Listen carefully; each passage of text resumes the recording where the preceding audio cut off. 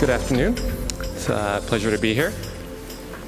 Would like to spend some time this afternoon. Sonia asked me to talk about, what does social networks mean for your business? And so I will begin with sharing a little bit about my personal background and how I got here, and then some frameworks about ways to think about social media, then some comparison to a CRM, and a quick look towards what's up ahead. So when I was at McKinsey and at Harvard Business School, I spent a fair amount of time thinking about the CMO challenge in today's media environment. In a world where there's increasing media fragmentation, consumers are able to skip TV ads with DVRs, people developing banner ad blindness. It's very difficult to capture the attention of the consumer. People are more and more skeptical of what businesses tell them.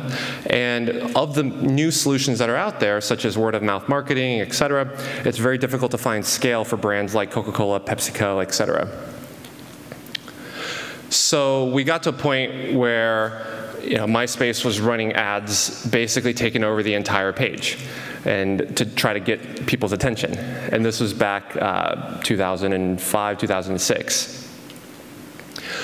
So after McKinsey, I went to PepsiCo, and the challenge there was finding new ways to engage consumers. And in 2006, this is in China, we launched a campaign called the Pepsi Creative Challenge 2006. Which was to ask users, consumers, to submit an idea for a TV commercial with the biggest pop star in China. And the reason we did this was because we wanted people to stop and to actually pay attention and to actually say, oh wow, if I were in a commercial or if I were designing a commercial for Pepsi, what would it be? Because we were actually able to engage people and to actually get their attention and then to get them to tell their friends to vote on their idea. This ended up becoming a big success, driving brand equity for PepsiCo. It won a lot of awards, both within PepsiCo as well as in the ad industry. I was very excited at the time, but I said, well, hey, that was for one brand. How do we make this happen for a lot of brands? So I took some time off, started looking into social media, because I believe that's where the future was, and found my way to Facebook a few months later. Because at the time, if you really take a step back and say, where's the internet going and where has it been? It started off in the late 90s with portals. And that was a time when there were only a few web pages, and someone like Jerry Yang or David Philos would manually curate links on the homepage of a portal, and that's how you found information by browsing.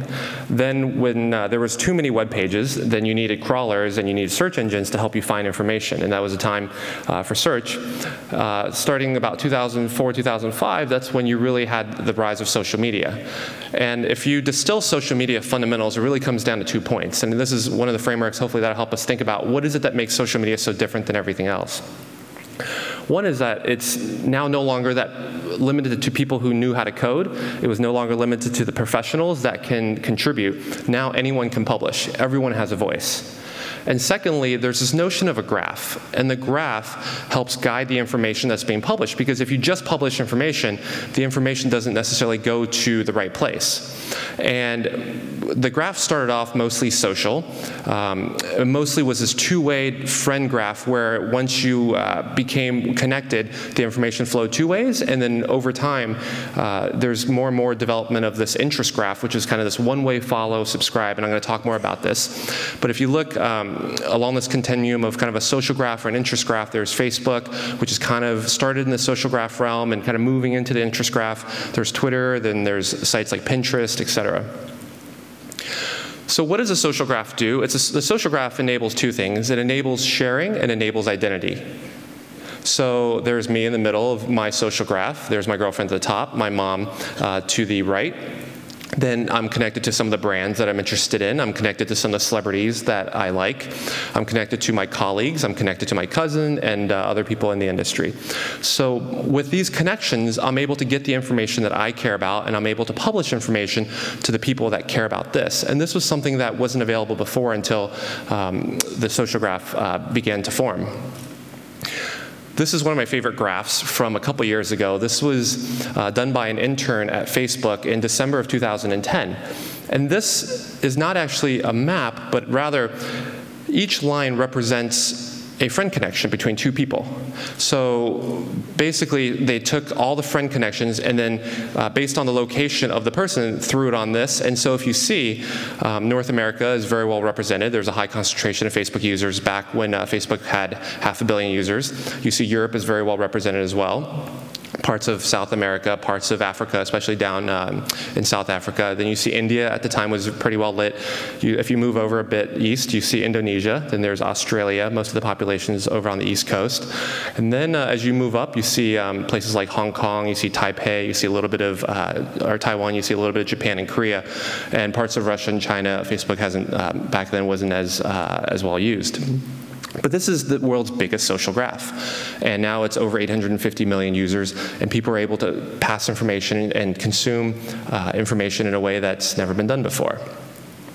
What this means to marketers is that if you think about the marketing funnel, from awareness to consideration to purchase, what it means is there's a new way to do demand generation. Because what search engines was really good at was doing what we call demand fulfillment. It's when you already decided that you want to buy a pair of shoes, where's the best place to buy it? Or once you've decided which car you want, where's the best place to buy that? And in the grand scheme of things, it's actually a pretty small portion of what marketers care about. What marketers spend most of their time on TV and in print, et cetera, is that they're trying to stimulate demand. They're trying to generate demand for a particular pair of shoes, for a particular pair of for some clothing or for a car, et cetera. And what social media is very, very good at is this huge portion of marketing effort for demand generation. So there's three types of marketing on social media, because on social media it might be confusing. You say, oh, you can buy advertising, you can have a page, you can have a profile, you can generate engagement. What does this all mean? So I'm going to take you through this framework of thinking about, okay, well, if you're going to take your business, invest on a Facebook or Twitter, et cetera, how do you think about the types of things that you can do? There's three things: paid, owned, and earned. So paid is usually something you do to start the conversation or to amplify positive things about you. Owned is something where you build a relationship and you maintain an ongoing relationship. And earned is when you do something really positive that people like, or if you do something negative, you earn bad press. Or if you have really good content, people will share it for you. So let's have a look. So the paid, for example, here, there's two examples. One is kind of in the middle. You see this Jeff Eden likes Squaw Valley, and 51 of my friends, 51 other people also like this. That's actually an advertisement, but it's a genuine, it's true. And what the advertiser, which is Squaw Valley, it's a ski slope in the US that hosted the Olympics back in the 80s. What they're able to do is they're able to pay to amplify something that's genuinely positive about them. And this is a lot more interesting. It captures the attention because it's right in the middle of someone's newsfeed, and it's also, it's credible because it's your friends, 52 of your friends really like this. Over on the right side, you'll see ads as a catalyst, which is a business called Merger Network. They're trying to get the conversation started. And what's interesting about this, why I wrote on there that it's interactive and social, is that it's interactive because there's a response. You can interact with the ad, which is you can like the ad if you actually like Merger Network. And also my friend Amber Pansari, he likes it, and it's social because it's giving me some information. It's giving some credibility to that. You know, as we all know, word of mouth is the most powerful form of marketing. This is essentially, scalable word of mouth that's happening. So this is paid marketing on Facebook, for example. For owned, this is Nike. Their page has here almost 9 million fans, 9 million people like it. 8.6 million. And also, they own the fact that 117 of my friends like it. Now, of course, it's Nike. It's something we all know. But let's say if it was a brand that was new and something I hadn't heard of, but if I landed on their page and I saw a lot of people like it, and a lot of my friends like it, I may pay attention, and I may have a much more favorable impression than if that was not the case. And there's, in a much smaller print, it says, I said earned. So 95,000 people are talking about this, which leads us to the next point. So earned is when you somehow get people to help spread your message, or when people are responding to you and they're amplifying for you. So here there's likes, there's comments, there's shares. So you see for Coca-Cola, they posted a picture that's kind of encouraging their fans to spread their brand message. So it's I trade some blank, fill in the blank for an ice cold, and you can see that 1,750 people have responded with what they want as a response. 4,000 people have liked it, and there's 300 people that have shared this. So depending on the content that you share, when people say things go viral, this is what happens. Now, what's really important with earned, people say, oh, well, how does this work? If I have 10 million fans, I'm finished, right? I don't have to do anything else, but that's not necessarily the case, because this is the key to understanding how to make Facebook earned media work. The challenge is that for each user, let's say a user is connected to 1,000 people and things that they like, or let's say it's 500, for example.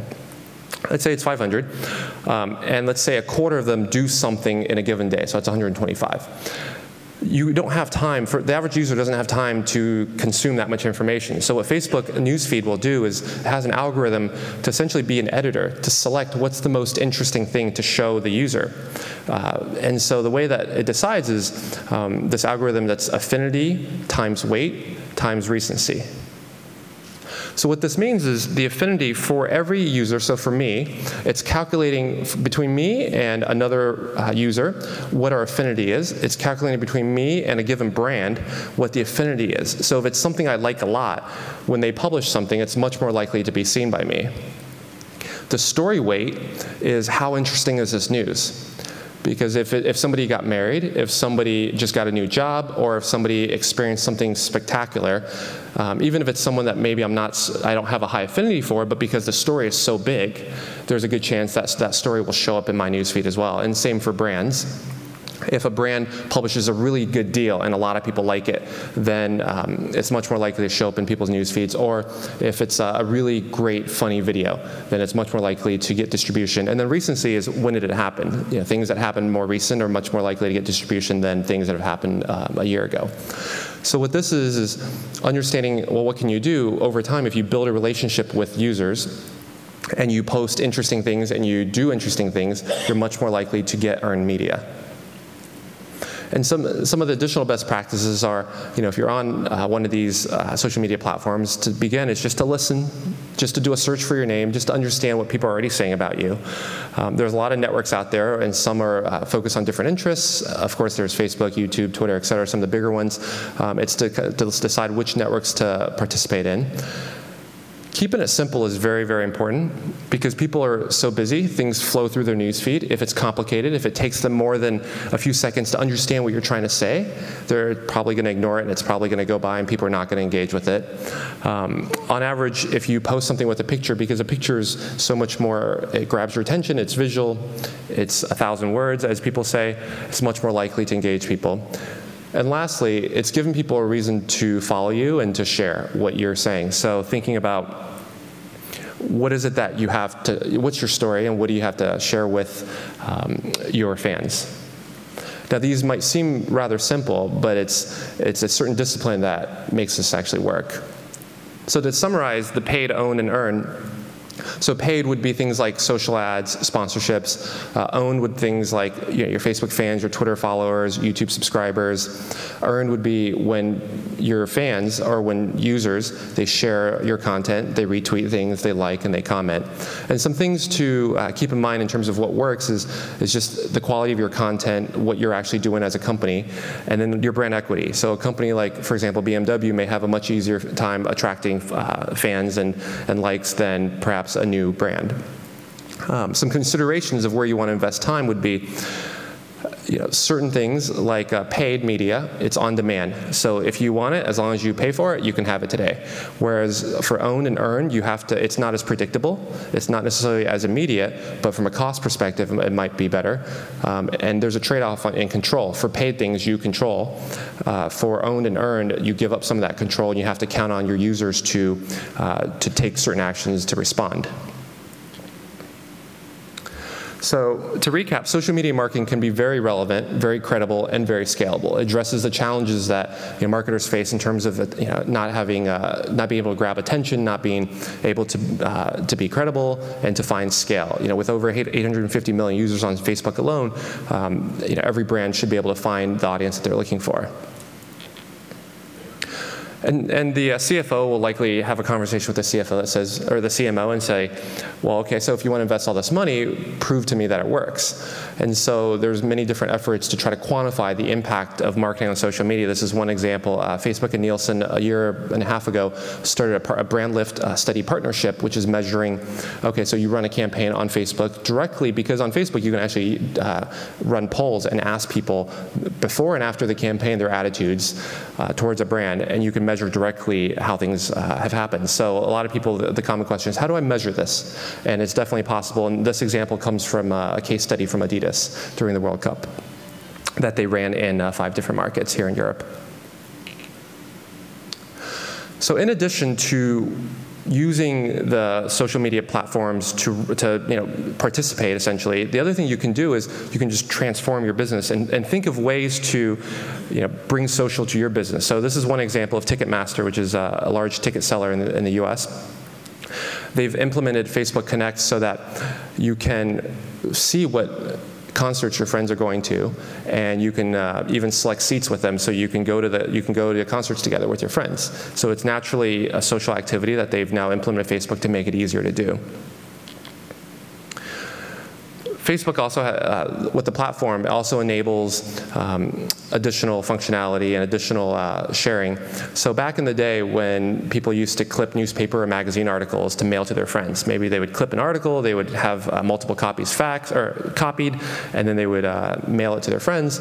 Then came along email. So then you would just grab the link, or you would paste it, and you would have to, in a 2-line, you put in 5 people and you send an email out.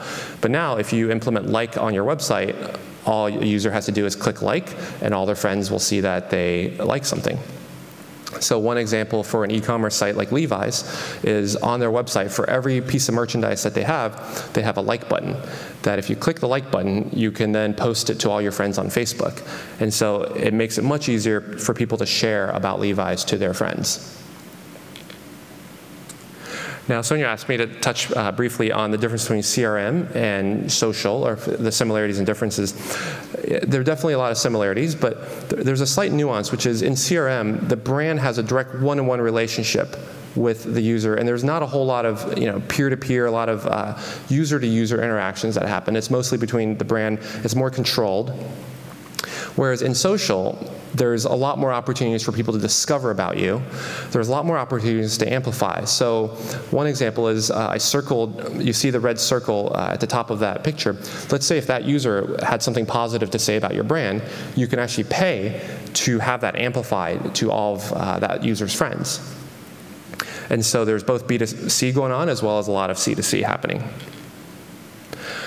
Where is this all headed? Well, so there's a social graph, and then there's also this interest graph. So the social graph is mostly between 2 people who are just friends. Maybe they're friends from high school, maybe they're friends from work, but they're 2 people who care about each other as people.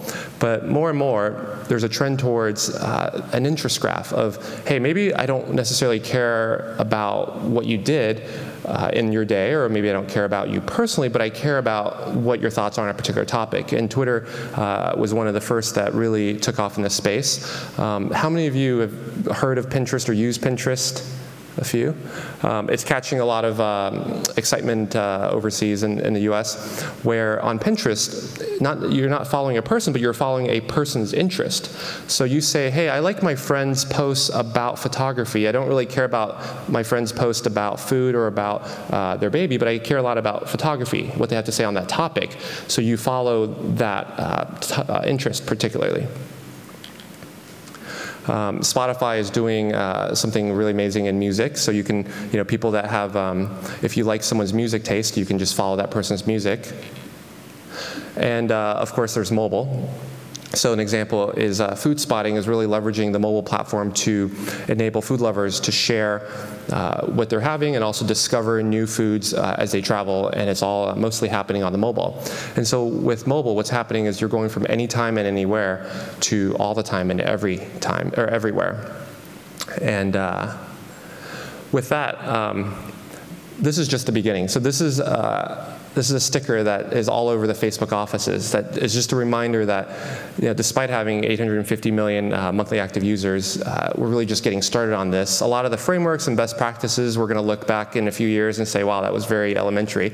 But that's the exciting part about all this. And I will be here the next couple of days and look forward to having more discussions and exchanges on this. Thank you very much.